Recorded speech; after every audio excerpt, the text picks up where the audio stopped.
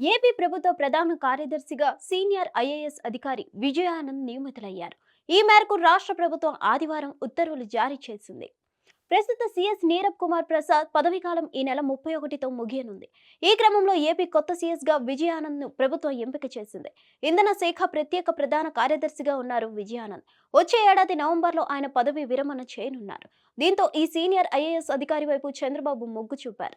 అందుకే ఈయన్ను ఎంపిక చేశారు. విజయానంద్ 1992 బ్యాచ్ ఐఏఎస్ అధికారి.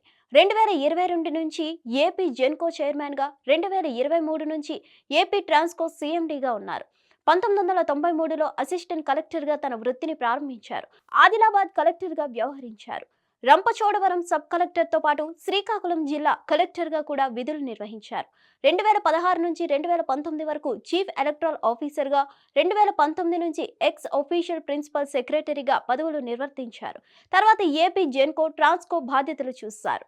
ఇప్పుడు ఏపీలో ఎంతో మంది సీనియర్ ఐఏఎస్ అధికారులు ఉన్నారు. కానీ వారంతా ఇంకా కొంతకాలం సర్వీసులో ఉండడంతో వచ్చే ఏడాది రిటైర్ కానున్న విజయానంద్ వైపే చంద్రబాబు మొగ్గు చూపుతున్నారు.